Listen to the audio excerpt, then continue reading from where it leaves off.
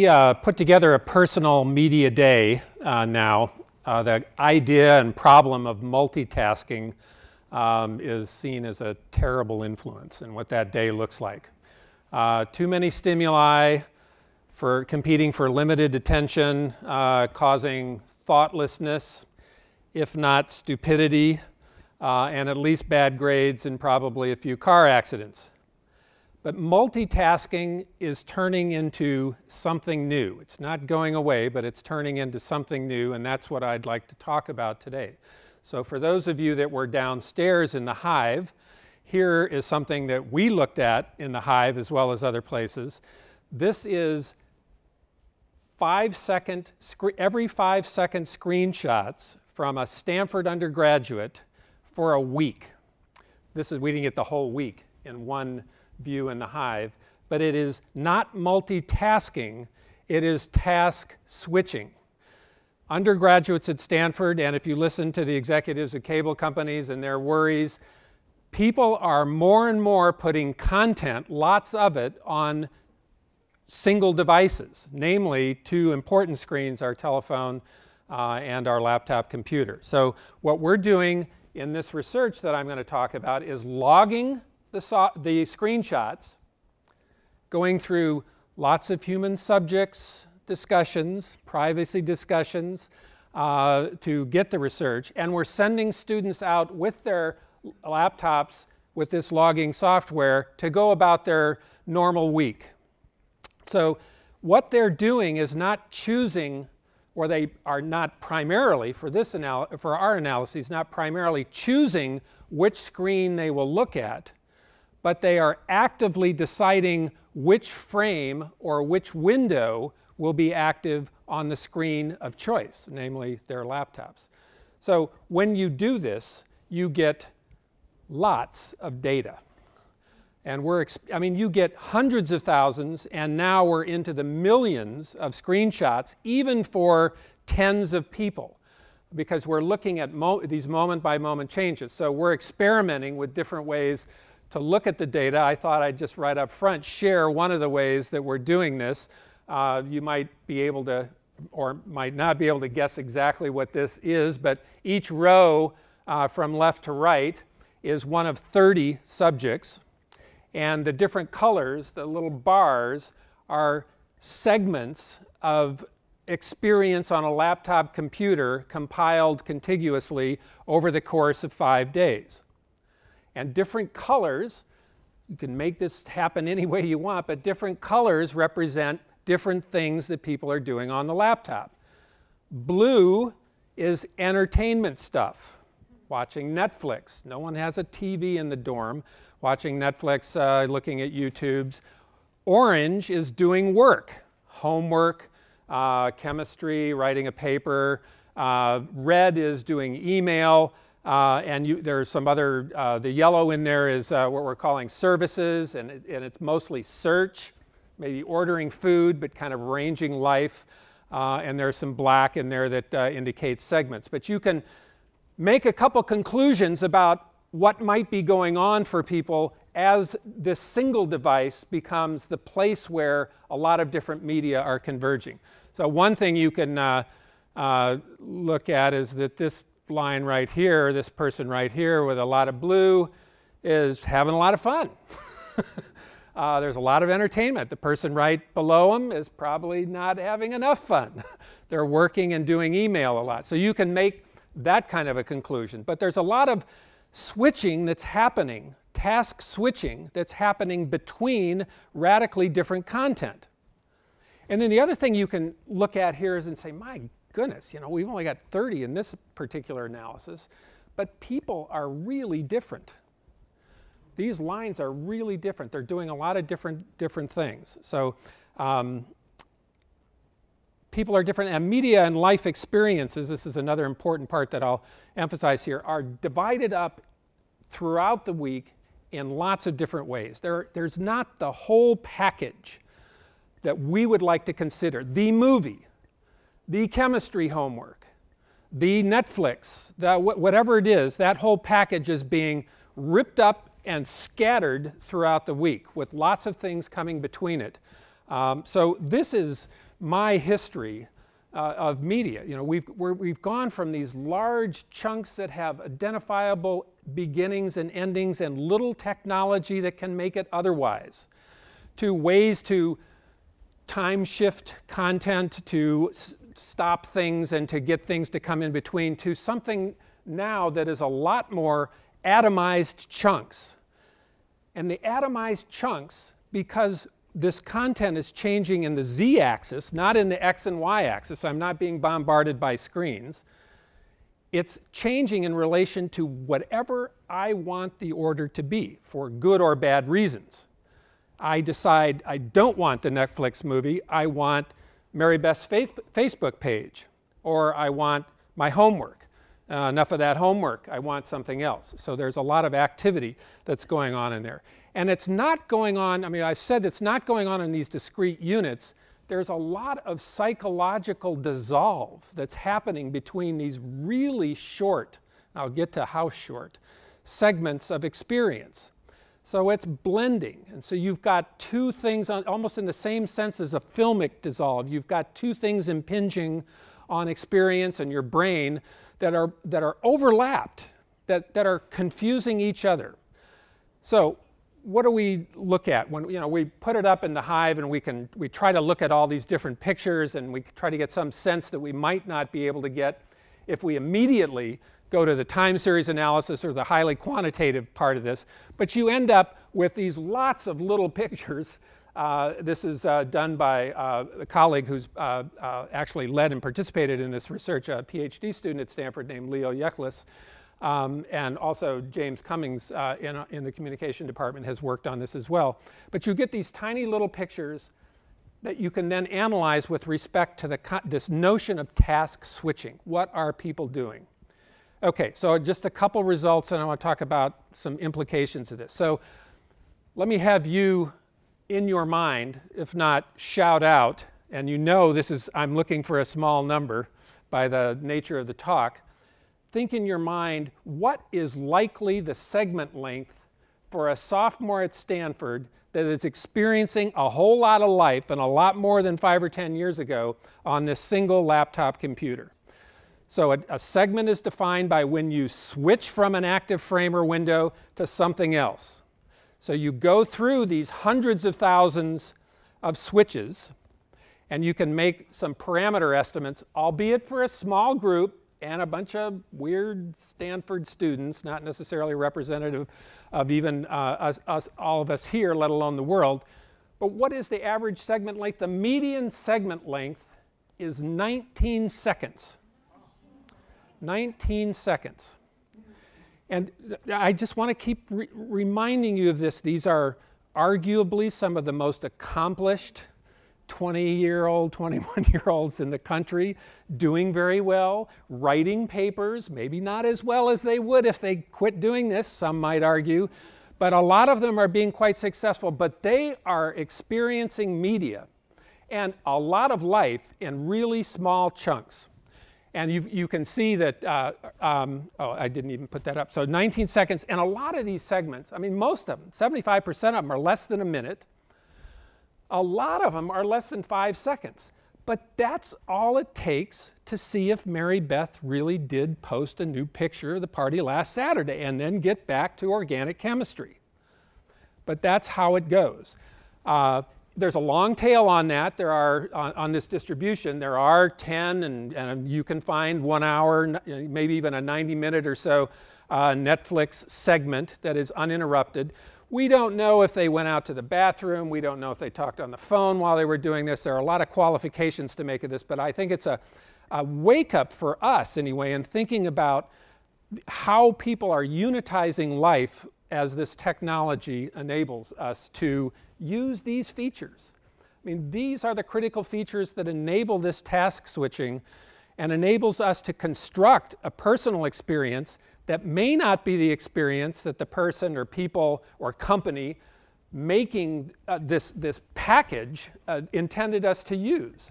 So these buttons allow me to construct, for better and worse, my story, not necessarily your story, Mr. Media, or Mr. Professor who's wants me to do my homework from start to end, and it takes an hour and don't be doing anything in between.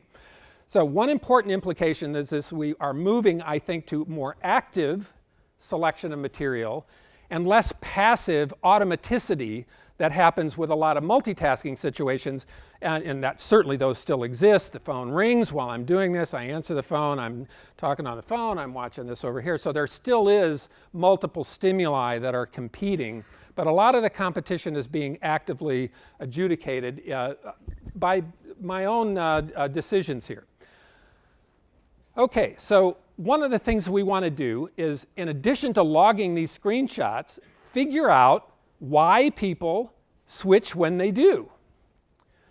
Why do they do this? So it's hard to, remember, this is research that I've done for 25 years in the lab, now out in the wild. So it's take the laptop, we put the software on it, go to your dorm, do whatever you're going to do.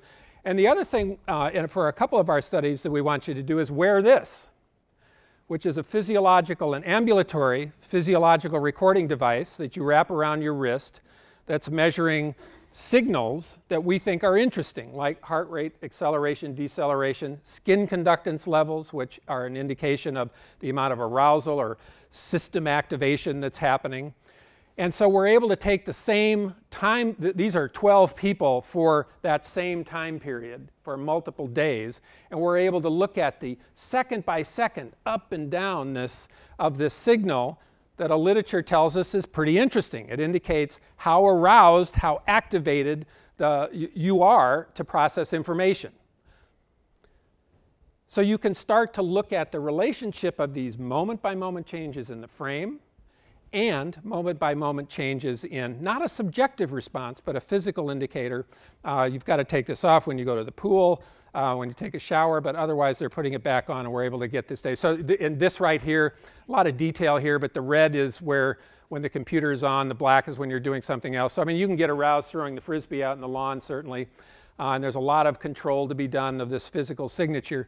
But let me show you a couple interesting results that happen when you try to figure out why people change the way they do. One of the things that we have always thought about in my lab, or the lab work that we've done about arousal, is media. You've got a blank screen, pow, media is on, and especially if it's sex and violence or whatever, something compelling, arousal goes up, and it starts to go in about 3 seconds, stays up for about 5 to 7 seconds, and then starts trailing off right at the onset of the picture, because that's how we usually think of media. Look at this. And it's just thrown in your visual space. But now we've got a signal that anticipates the switch. This black line right here is when the switch happens. This blue line right here is the level of arousal up to 20 seconds before and 20, 30 seconds afterward. And what you can see is something's happening before the switch. It's not, look at this, it's typing away on that paper. God, this is hard to write. One more sentence, and then I get to check Mary Beth's Facebook page. And while I'm thinking about that, arousal goes up in anticipation of what's coming next. And maybe there are, I mean, that might even be a cheery scenario. There may be less cheery, or ones that we would think are less valuable. But there's some activity involved in this, which is a very different way to think about media than we have in the past.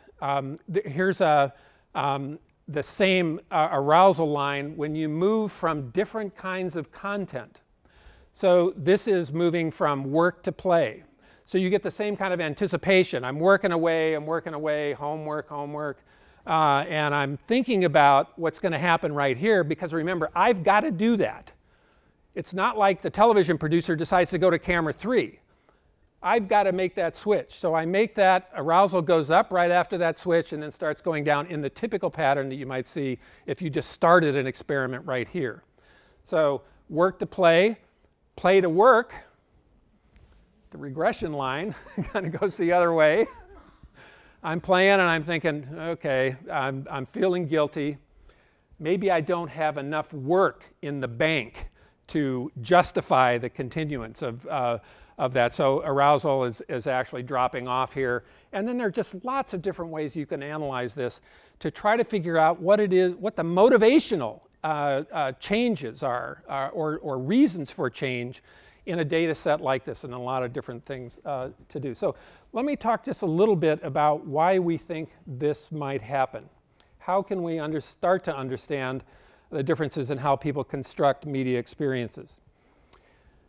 One way, so I've always gone theoretically to interest in primitive responses. It's not to say that these evolutionarily constrained primitive places in our brain are the only thing that control life for us. Certainly there's a lot of good thinking that happens as well, but I'm very interested, and we are very interested in thinking about primitive reasons why this change occurs. And we've started to think of the switching that's happening in this environment where everything is possible through this one little filter as a hunting exercise. We're going hunting. Let's find some good stuff. Let's do the hunt. And when you think about, when you read about the hunt and read about the amount of our current life that is very much like hunting, whether it's looking for friends or a mate, or negotiating food and a place to live, or just a lot of different other aspects of life, people talk about two different systems that are important in this hunting. And these are traits of people that people most of the time exhibit, like a personality. But there are systems that we have that control both offense and defense. A good hunter has got an offense and maybe even a bias toward the offense, because get out, you got to get out, you got to get out of the cave, got to go, got to look, got to see what's available. And you've got to be geared toward looking for danger. So you've got to be good at defense as well. So you've got to keep yourself out of difficult places. So there's a carrot kind of and a stick. And these are appetitive systems, moving toward, and aversive systems that are allowing us to evaluate and flee danger. So that it turns out that that individuals are biased toward one or the other. And that most of us here have one of four categories. The first two, we're biased kind of toward offense. Come on out, let's go. Hell with the risk. Or we're biased toward, well, I don't think I want to go. I kind of want to stay in here and minimize any troubles that are having. And then there are other people who do both. We say they are coactive. These systems are coactive. They've got a lot of offense and a lot of defense. And then there are people that have little of either. So here's a look at, or we're starting to look at all that hunting that I showed you that's happening for these different categories of people, and a couple of quick results. So this is, this is the approach activation. So if I'm really always kind of going toward people high or low, and I'm really more defensive, high or low here. So a couple things to say. So risk takers are all approach and no defense. Those are the risk takers. They look at a lot of content, and I'm not sure I got this well, but my intention was to get these little stripes to be much narrower than these stripes up here in the other quadrants. They're taking a look, going to the next one, going to the next one. So they're much shorter segments. Kind of interesting. A lot of defense and not much offense. So risk avoiders. They're spending less total time doing anything on their computers, regardless of any switching strategy they might have. People that have high activation in both, and we measure this activation, you can measure it in terms of reliable physiology as well as questions that you can ask of people subjectively. We've done both of those. These coactive people have the longest session lengths.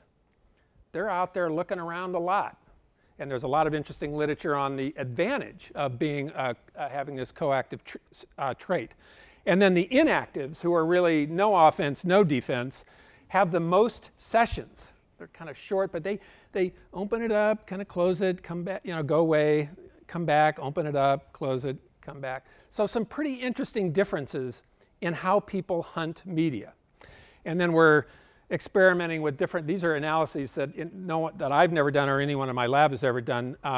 But this is, the students label this the jellyfish analysis, which is looking at each of these being individual people. How long does it go? How many switches do you have to put in to get to a certain cumulative time? So in 5,000 switches, this blue line here has probably got 3.5.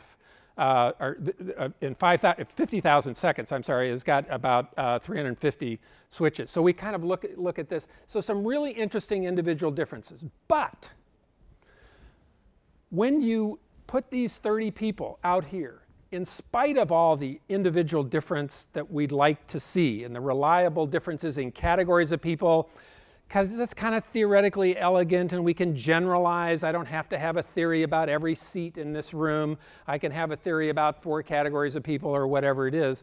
When you look at this, you're struck with there's still a lot of variance to explain in what's happening when you get done with all these individual differences. So these are all individual people. And just as the first colored slide I showed you, there's a lot happening. There are just too many choices in media. Too many configurations of how to get from this website to that homework. I mean, just too many ways that this could happen. And there's a group of us, a couple different universities, and especially a colleague named Nalam Ram at Penn State. He's a mathematical psychologist who did this picture. He is interested if what I just said is true, if every seat in here is different. There's some difference in what kind of hunting style you have, but if everything really is different, we may need to go to an entirely different way of modeling how this happens. And so this is his picture to demonstrate this. Is there, I can't even remember how many, 50? No, something like that, 75 or somebody will count. Pictures that are subjects that were in his experiment, an experiment he did. They came in, they'd put their right hand down, he'd take a picture of it. And he'd say, you can go through this, and if the lights were out here, you could actually see, you could tell race and age and gender and maybe occupation. You get a whole lot of great information. But what do we often do as psychologists or just data analysts in any area? We often average everything, and that's this cell right here. So if you average all the pictures, you get this picture, which is good for how many fingers do humans have, but it's not good for any of that other variance. So there's a group of us that are pretty interested in trying to model individuals. So we need a regression equation or a mathematical model for every seat in here. And this is just the personalized medicine of media analysis. You still have tons of degrees of freedom for you statisticians. You know, I've got hundreds of thousands of pictures for any chair here. So lots of data, but I'm looking at it one at a time. And what we're really interested in is, especially if you want to create a media intervention that might change a behavior, that might respond to some health risk or educational opportunity, you need to know moment by moment what each individual is doing. So, you know, following this arousal level, linking it to that picture, and then bam, look at this, read this, or whatever the intervention is. But a lot of us very interested in using this to actually create media interventions that are unique to individuals. Okay, so I'm going to summarize here. The task switching summary, not the multitasking summary. So the first thing I said was media experiences are constructed in ever smaller time units. You know, this is my history of media, and especially even in the last couple of years. The units can vary radically between different content, and they're actively constructed by individuals, not necessarily imposed. And the one other thing I'd really like to emphasize as a summary is that this notion that traditional commercial and educational categories of experience are just broken up and scattered in the day. When you say my chemistry homework or my Spanish paper, this was one I just actually looked at, we looked at this week, my Spanish paper, it is scattered throughout this. Because it's look at the assignment on the website, check a Facebook page, adjust the volume in iTunes, write the first sentence, go to the chat with a friend to see, well, what do you think this guy wants us to write about? Come back, maybe write something else, go to something else. So it's just broken up and scattered. Now, if you can put it back together without any psychological loss in explaining what happened, you're fine, but I don't think you can do that at all. So, and then the last thing I'll say is that as we think about this, is this good or bad? And I think the multitasking jury is pretty much in, at least among my colleagues, some of them in the room right here, Roy. The jury is in.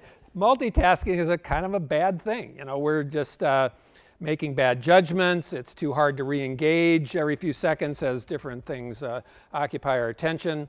And as one of my beloved colleagues said, it's making us stupider. It's just really a bad thing. But it may be different to talk about task switching than multitasking. On the good side, when we switch, it's an action we take, so there's some activity here. It's not as passive or automatic. We may pay a little less attention in an organized fashion to any given task, but we may also do more, for better and worse. But if you did 10 tasks, 80% as good as you could do them if that was the only thing you did in that time segment, you get a lot more done. Maybe any one of those things you got done not as well as you could do if you solely concentrated on it. But you get the other thing that's happening this is more anecdotal. When you go away from that Spanish paper, which is really hard to write, probably not only cognitively difficult, maybe a little dull. The assignment kind of looked a little dull. And you go out and you check Mary Beth's Facebook page, you come back a little bit more aroused, and maybe that excitation actually transferred to, oh, I got an idea. I'll write this. So the re-entry, the number of times, and there's some neuroscience about this, also the number of times you exit and re-enter a problem, there may be some advantage. But all of this evidence, I think, that media are not good or bad. Media are powerful. So one pill may help you and two may kill you. So switch wisely. That's it.